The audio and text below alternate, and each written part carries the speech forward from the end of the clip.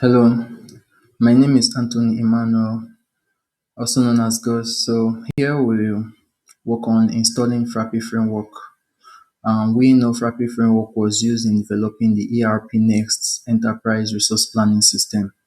First off, you can head into the frappeframework.com link and click on installation, doc, and installation. On the installation, you can see the system requirements. You can install it on a Mac operating system, Debian, Ubuntu, Arch Linux, CentOS.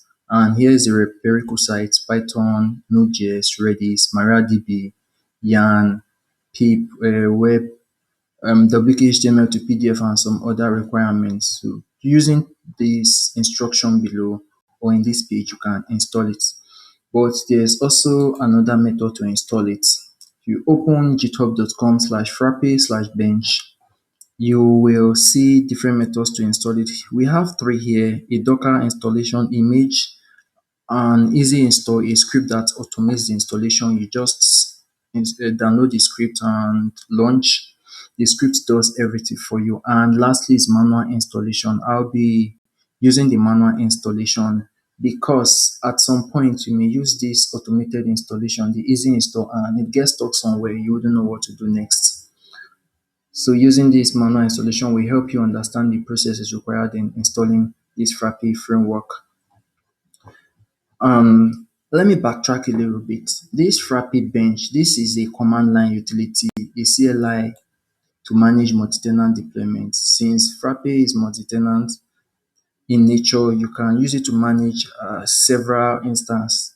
You can have several benches, you can have several sites, but this bench is just a CLI for managing, from creating new framework repository to creating sites, apps, different things, backup, doing some other configurations. That is what it is. So to do that, I have this little instruction written out here: Frappe framework installation instruction requirements. The first thing we need is a Unix-based operating system. You could use Ubuntu, CentOS, macOS, and please, you will need a 4 GB RAM or more. You could install it on a 2 GB RAM, but sometimes it could be frustrating. You may just get stuck at Nodejs compilation. So I'll advise you have 4 GB plus RAM. Then we'll be working with Python 3 version, maybe 3.7 or 3.8. Then a Mariadb database, Nodejs, Supervisor, Redis, nginx. Then the HTML to the PDF converter, the JIT, repository manager before we install the bench. The bench is called Frappe-bench. That will be the last thing we install before getting our site up. And one more thing is using where should you install this Frappe framework? You can install it on a virtual machine on your local, a virtual machine, yeah, on your local system, your PC. Though it doesn't work on Windows for the now, but it's fully supported on Unix-based operating system. So you can just install a virtual machine like VirtualBox or VMware, install a server operating system. You can install a normal desktop operating system, but I advise you install a server operating system because you don't need the GUI. Install just, you can use a virtual machine. You can use a VPS online, that is DigitalOcean, AWS, Volta, whichever VPS you could get your hands on. For the now, I will use a VPS from vpsdime.com, and what you get for the first is a 6 GB RAM and a 30 GB space. I'm in no way advertising for them, but I've been using it for a while and it's pretty good. So you can just register, pay, I think it's $7 a month. You pay the price for the VPS, get the IP address to the VPS and the password you use to log in to it. And this should be all for the now. What we do next is to progress into installing Frappe framework. And before that, you have this link which I'll place in the description below. Is an old installation instruction. I will make use of it, although I will change some things there. If you look at the title, you say how to install ERPNext open source on Ubuntu 17.4, but we are going to be working with Ubuntu 20.04, not 17.4. And if you look at this date, it's pretty old. I recorded this video as of March 2021. You can also see instruction on how to install it on CentOS. But for the now, I will use this and make sure I tweak it as much as possible to work on Ubuntu 20. So that's it. I'll place this link in the description below and you can have it. First thing, you log into your VPS using the IP address provided for you.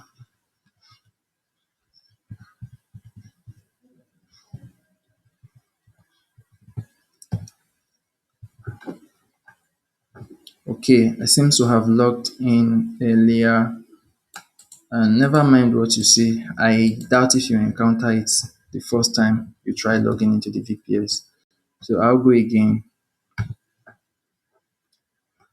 It's going to ask you to accept because it's the first time. Then you log in. I already have the password pasted somewhere, the temporary password provided for me. I'll paste that.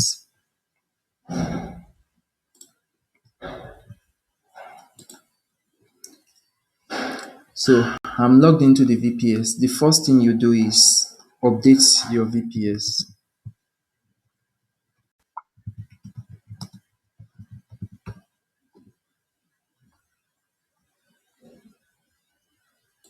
I'm going to expand the screen. And after updating, you upgrade.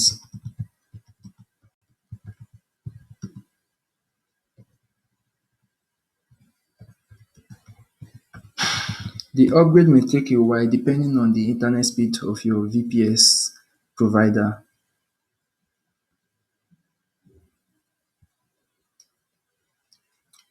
I'm going to leave it so you can see the installation process. Ordinarily, I would have paused it until it completes, but there are certain things you may miss.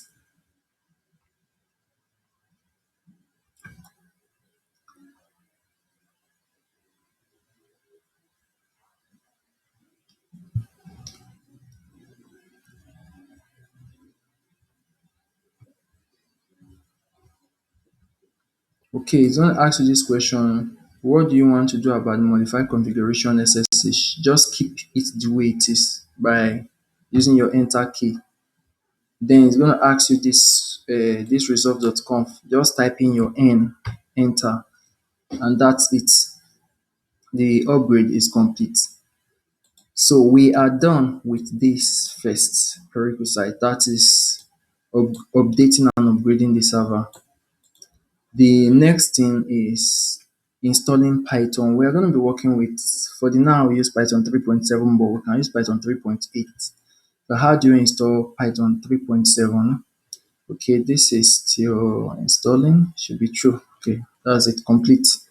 Use sudo apt install Python 3.7, Python 3.7 dev, Python 3.7 venv, Python 3.7 doc, Python 3 pip. So I have the Python 3.7, the dev, the virtual environment, the doc, and the pip. I'm going to install it. You may encounter issues here. So what it says unable to locate the package. To solve this issue, you install the software property command sudo apt install. I think I may have to increase the font. I have to increase this font. This should be fine. Sudo apt install software properties -common. You install this first, and after installing, you add the dead snake. You can get to this link docs.pythonguide.org, or whichever way you can get. This is all you need. Sudo add apt repository ppa dead snakes -ppa.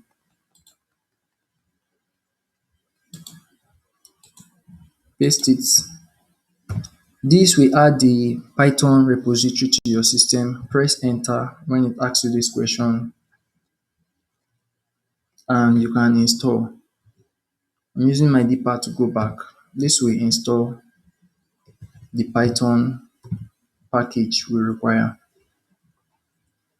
So that's it for the Python package. We'll head back to the next requirements. The next thing is to install Ansible. Ansible automates software provisioning, configuration management, and application deployment. So our Frappe framework will need it at some point, but first we'll install the Ansible.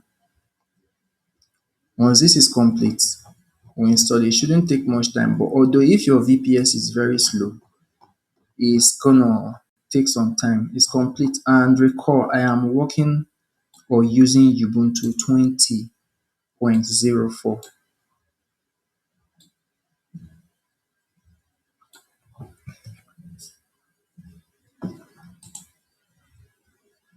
So I'm gonna type sudo pip3 install Ansible. The Ansible may take a while to install. While install, I'm gonna explore some other things. We can see we've handled the Ubuntu operating system we should work with. So we're working with Ubuntu. You can work with Ubuntu 18 or 20. I have a 6 gig RAM. We've installed Python. After we are done with Python, I was installing Ansible. After the Ansible, we'll work on installing the Mariadb database. The Ansible should take a while to install. There are several libraries required to install the Ansible.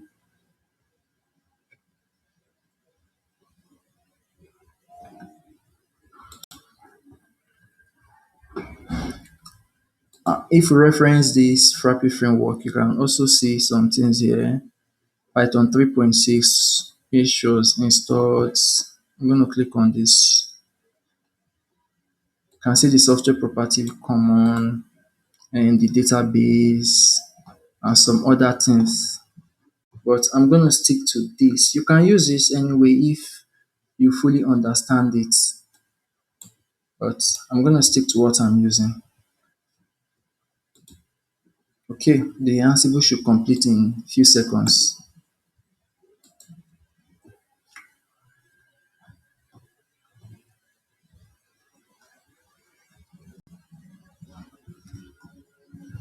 Okay, while that installs, the next thing is to install your Mariadb database. You can grab this, the first line, go to it, you grab this first line. This is the key for the Maria database. Paste, enter. Then for the next line, this line, when you copy, do not paste directly. You have to edit some things here. I'll use my text editor. Paste it in here. What you do is you can change this 10.2 to 10.3. Change the Xenia to Bionic or Focal Fossa, but I'll change it to Bionic. Copy, Ctrl A, Ctrl C to grab all. Paste it. That should add the repository sources. After doing that, you copy this line. This line installs the MariaDB server and the client.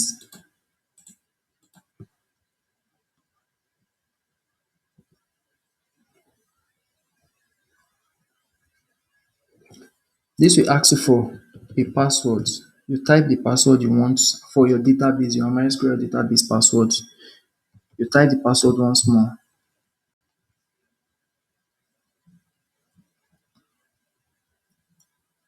And that should install the MySQL. After the installation of MySQL, you will have to do some configurations to the MySQL configuration file located in etc mysql my.conf. Be sure you have this nano.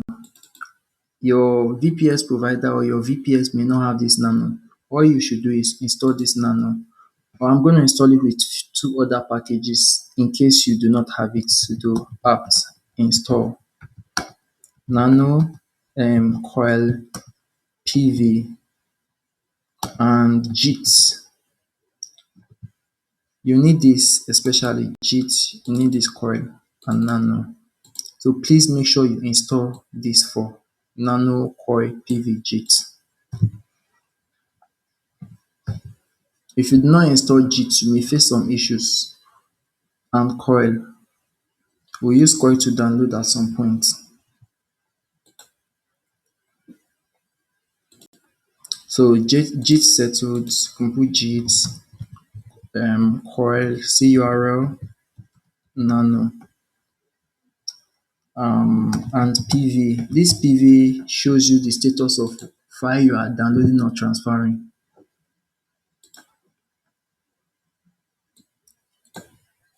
You do this way. This is the MySQL configuration file. First thing we do is grab this line, add it directly under this MySQL daemon or wherever it is. This is the MySQL D. I'll add it.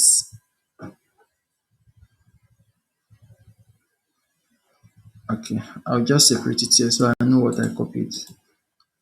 You see directly under this MySQL D, you paste this. Then grab this next line, paste it under MySQL.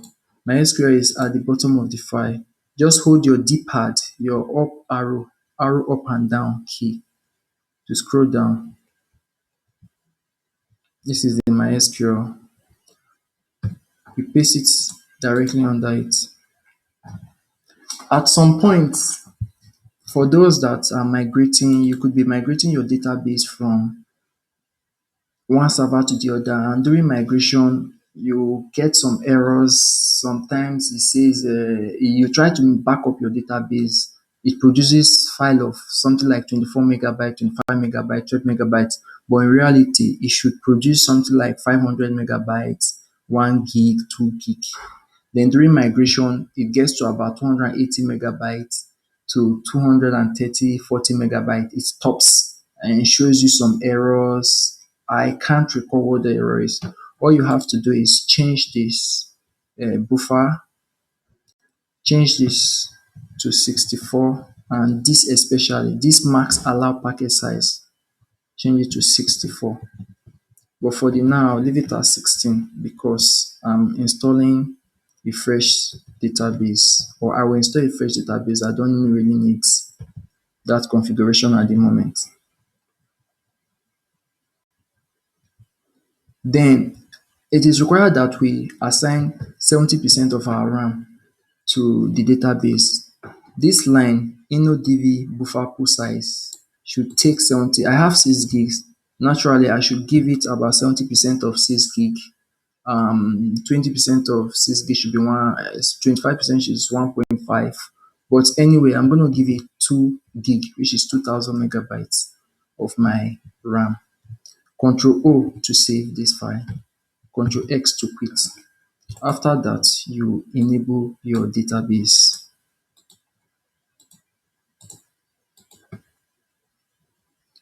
If any error shows up, there must have been a syntax or typing error in the configuration file. You open it and check to know where the issue is. You can also test by sudo service mysql restart.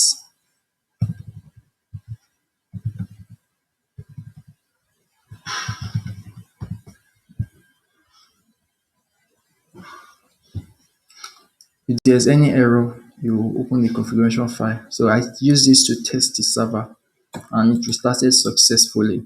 We are done with installing MySQL. The next thing is to use the MySQL secure installation. You can always use this to do some settings or resetting your database.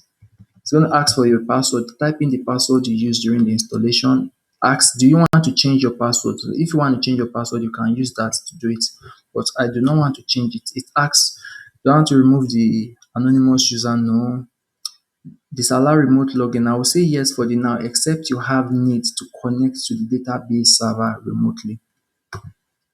and remove tested app is no, reload privilege yes, and that's all. Next is installing nginx, nodejs and redis.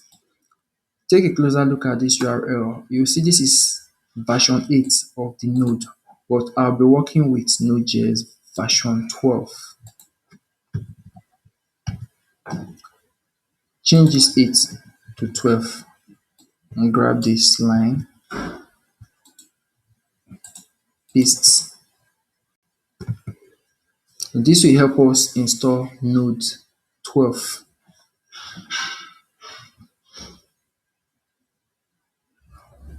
Once you are done with that, you see these few lines here. These last three lines, if I expand this.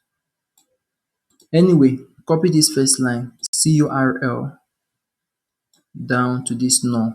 If you do not install or do not have curl, you'll get an error here. Be sure you install the curl as I did earlier. You copy it, paste, enter. Copy the next line,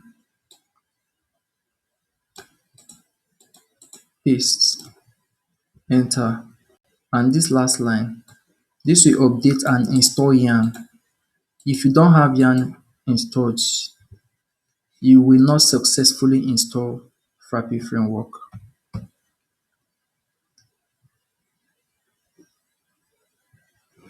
To test, type node dash dash version, should get version 12. Boom, that's it. Next is to install redis server and nginx. Before installing this nginx, your nginx server may not start if you have Apache 2 running. Apache 2. We are working with nginx. Be sure to uninstall Apache 2 if it exists. Sudo apt purge Apache 2. It doesn't exist, but if it exists, you will be able to uninstall it.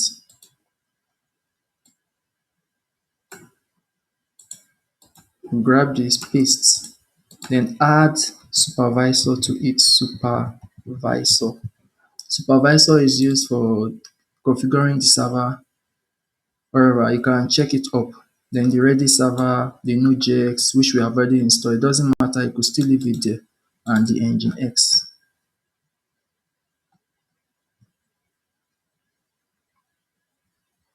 After installation, you enable the nginx. Paste. Enable your redis server.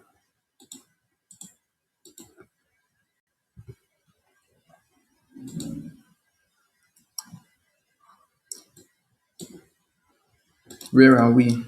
We've done this. We've installed the Mariadb, installed all this. Next is to install the PDF converter. It converts your HTML page to PDF. In ERPNext, you see print PDF or save as PDF forever. This is a software that does that. First, we install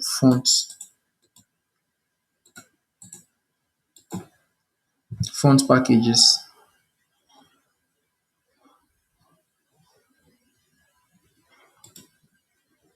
After installing font package, we are going to leave all this. We will use version 0.12.6. To do that, go to wkhtml to PDF, type it like this, wkhtml to PDF. Click on downloads. Check for Ubuntu. I'm working with version 20. If I'm working with version 20, you get the 20. Working with 18, you get 18. But I'm working with 20. I'll grab this, copy the link. I'll use the wget to download the file.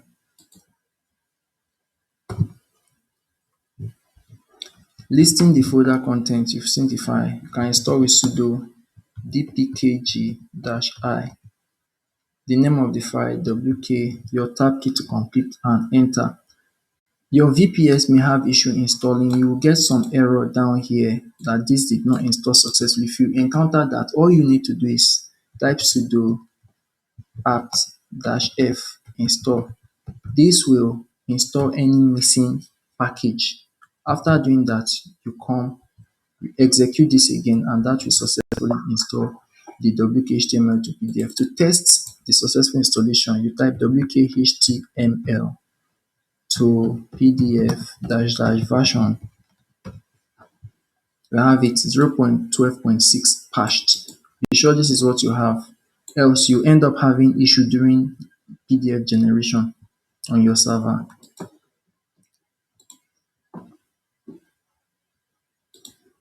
We are done with the PDF. We've installed Git, CURL, Nano, and PV. We could try logging into our MySQL database to be sure it is working fine. -u root -p. Enter the password. Successful login. You can exit it.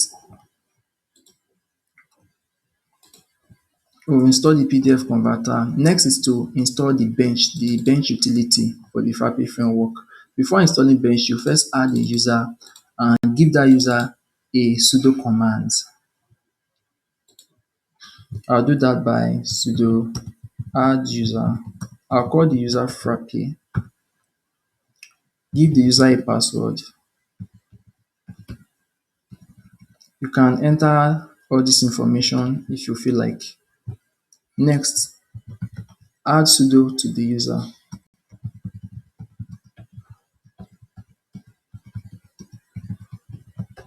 This makes the user a super user or an administrator. What you do next is switch to that user, sudo su-frappe. This will switch from root, which you have been using, to this Frappe user. In this Frappe user, also test that your MySQL is logging in successfully. -u root -p. Enter your MySQL password. It's logged in successfully. You can exit. What you do now is install a Frappe-bench. Here you see how it was installed, but we ain't going to work with this no more. To install the Frappe-bench, you have different versions of Frappe framework. You have, okay, I'll go straight to the link, Frappe. The latest stable is version 12. This is the latest stable version 12, but the newest is version 13 beta. I will be installing version 13 because henceforth, any development I'm going to do, I'll be working with this version 13, not version 12. But any knowledge you have in any could be translatable, could be transferred. So what I do is install. Here is a blank folder. I'll install the Frappe-bench. Yeah. In doing that, I will say sudo pip3 install Frappe-bench.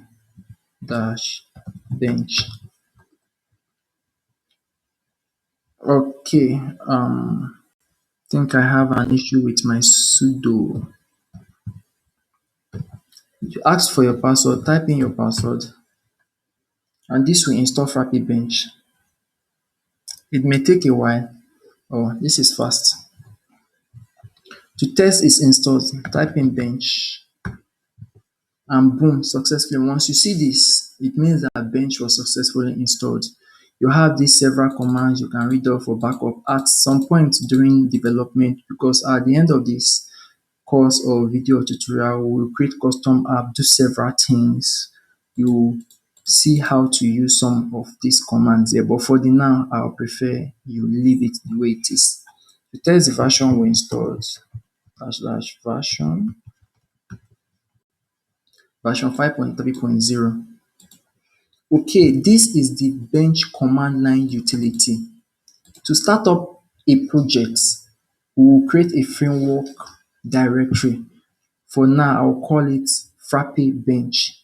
The bench directory is where we have our apps, sites, and every other thing we need to start up a project in Frappe. In Django, to start up a project folder, you type a Python manage your you type Django -admin start project, something like this. I'll type that out.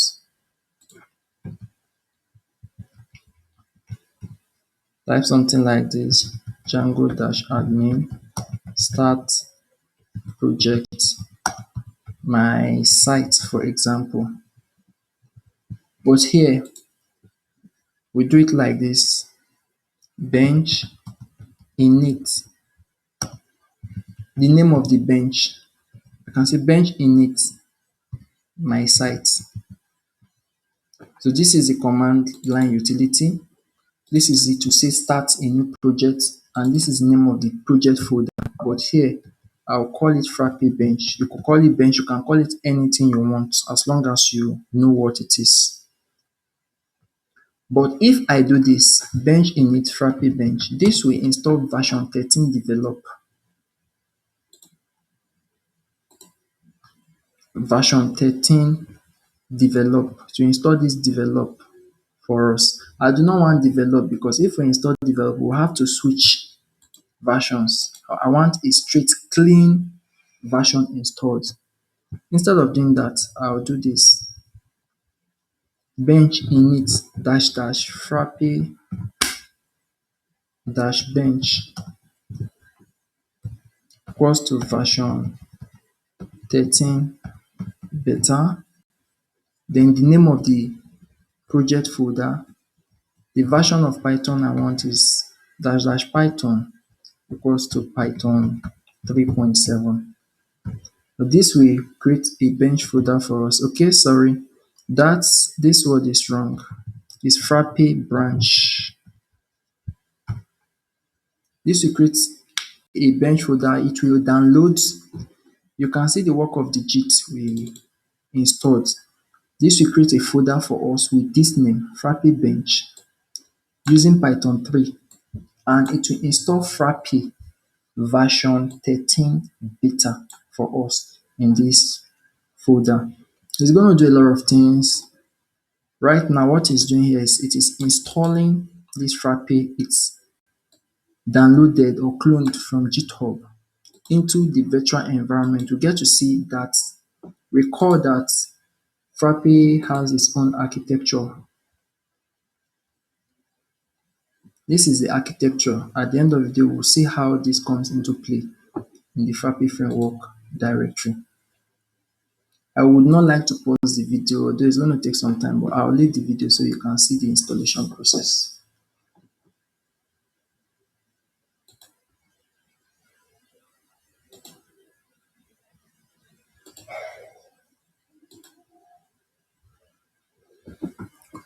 The yarn we install, we can see the yarn in play.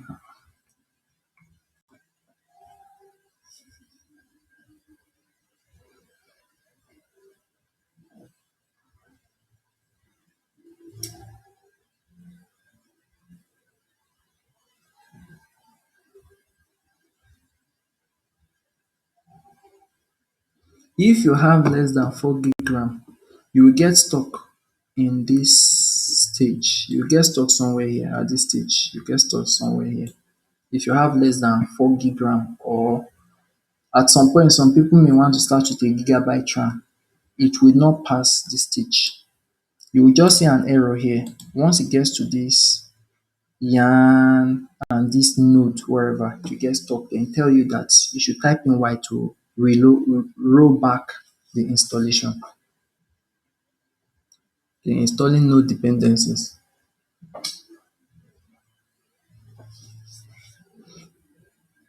Okay, building the assets, JavaScript as and installed successfully. This message here with green shows that we have successfully installed the Frappe. You can list the folder, and here you see your Frappe-bench directory, your project directory. CD into the Frappe-bench, list the content, and this is what we are looking for. We've successfully installed Frappe with and creating a bench. To check the version, type bench version. Take note that this is not dash dash version. This dash dash will show you the version of this bench utility, but with version only, it will show us the version of the app we have. App we have Frappe version 13 beta 11. First, what we look at is this app directory. CD apps ls. What we have is Frappe app. Take note of this. From the architecture, we have sites, we have apps, we have all this node, exhaust server, redis, background jobs, environment, and this. The first app or the base required app is the Frappe. If you don't have Frappe, every other thing cannot work. The ERPNext created on Frappe depends completely on this Frappe framework. If this Frappe framework does not exist, you cannot install ERPNext. This is the first thing. If you delete the Frappe, you cannot work. You must have Frappe for you to work with ERPNext and other custom applications you'll be building or will be building. You seed into the Frappe folder. This is the default Python requirement and the rest, but the main apps is inside the Frappe itself. ls, you find this bunch of files and directories. You can also check that up on GitHub. You can see everything here. That's what we have on this terminal command. Okay, we go back to sites, ls, cd sites. These sites, ls, it will contain the list. Frappe is multi-tenant. If you have 20 sites, all the sites will be here, including their database backup, configuration, uploaded files, and other things. This is where it will be. This apps.txt contains the list of apps installed in a site. For the now, you have Frappe, the first app, the only app we have here. So if you install ERPNext, you find it here. If you create custom app to add it here, if you install app from external resource or wherever you should add it here if it is not automatically added, else you won't be able to use that app.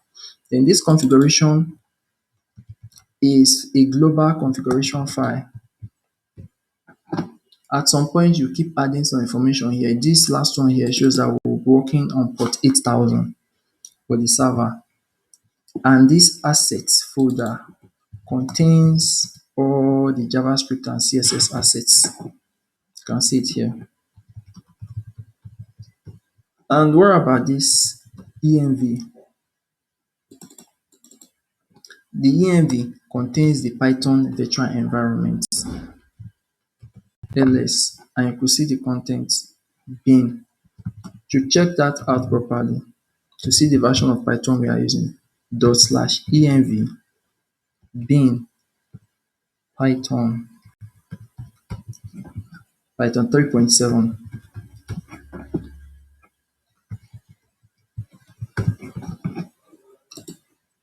You can compare to what we have here. By the time we create a site, we'll see the site inside the site folder. We already explored the apps and the Python virtual environment. The Mariadb is the database we will be working with. So from here, we can progress. First thing we'll do is to create a site. To create a site, we use the command. You can do bench --help.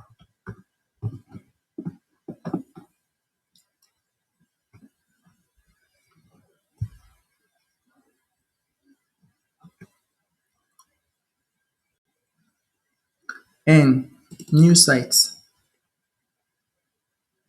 We use this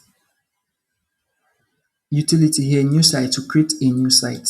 A new site could be just like facebook.com, google.com, wherever in the directory. The directory can contain as many sites as your system can support.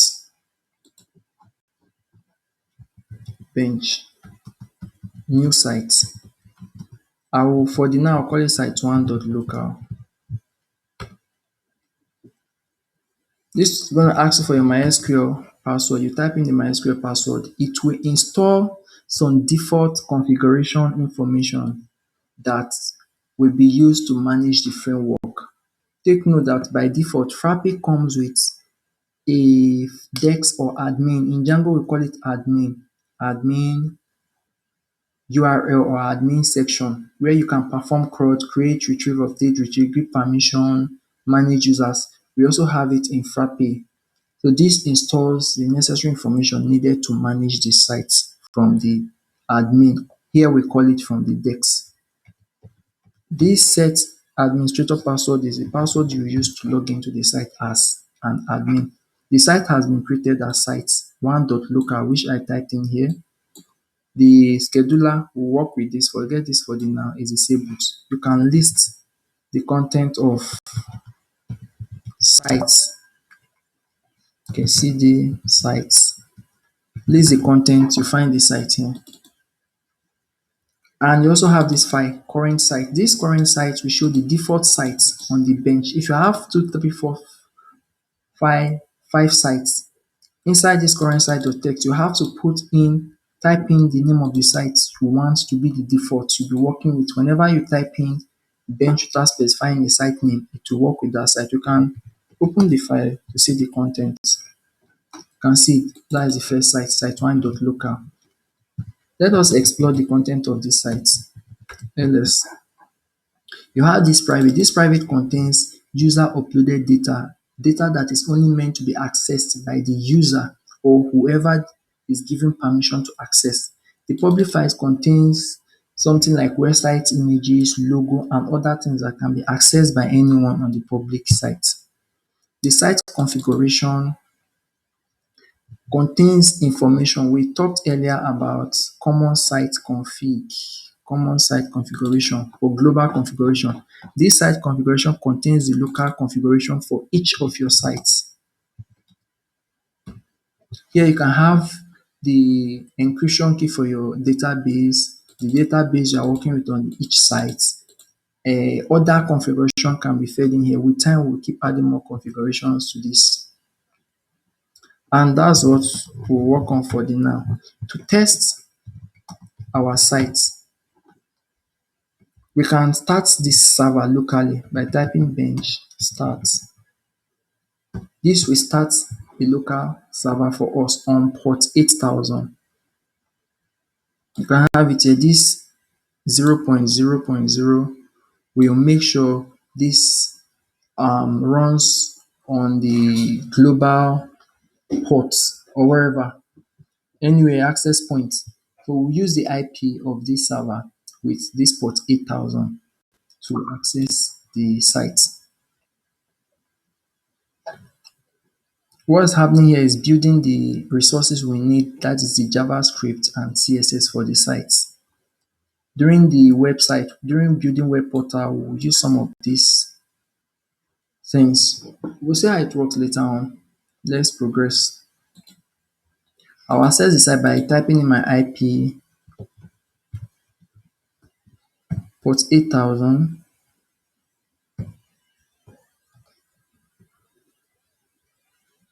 Yeah, we have this looking weird because the JavaScript content wasn't completely built. I can reload to check if it has completely built.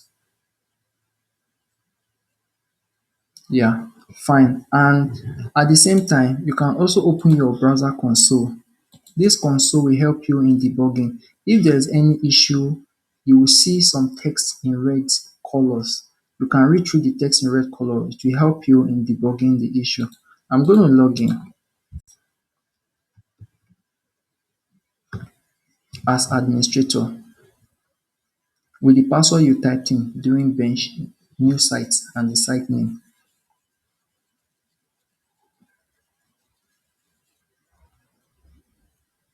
Okay, everything is successful. This blue writing shows there's not sorry, the black. But if you see red, then there's an issue. You can set it up. I'm going to enter my the country, your default country, wherever you are during development. You fill it in. Next, you type in some of this information. This will create a first user except the admin and the guests in the system.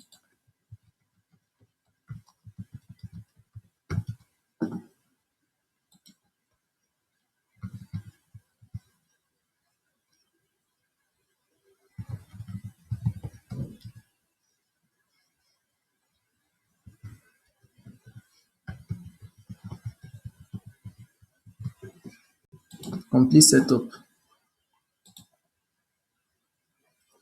This may take a while, sometimes very fast. So it's complete now. It's going to take me to the default landing page. Okay, So here we have our Frappe framework working. Just like you log into your Django admin, what you have here is settings, website. From these settings, you can do several management on the website. When we work on doc type, we'll see how it works here. Then your users. By default, you should have 3 users for the now. You have the guest created by default. Then you have the user I just created during the setup and the administrator, which was created during the site creation. And what else have we? Tools. You can explore this better to see what we have. Integrations to add some other things, backup, Google authentication, SMS, webhooks, and others. So here we have a successful Frappe installation. Um, what we'll do next is try to make these sites accessible without having to, start up the using the bench start at every point. So what I'm going to do is cancel this. In the next part, we'll see how we can put this in production mode. For the now, it's in developer mode. That is why developer mode. That is why I have to use this bench start all the time. Right now, I've cancelled this server by typing Ctrl C. By holding Ctrl C. On reloading this, we cannot access the server. We can only access it whenever you have this executed. So in the next section of this video, we'll work on setting it on production mode, adding a URL and an SSL encryption to the server. Thank you, and we'll carry from there.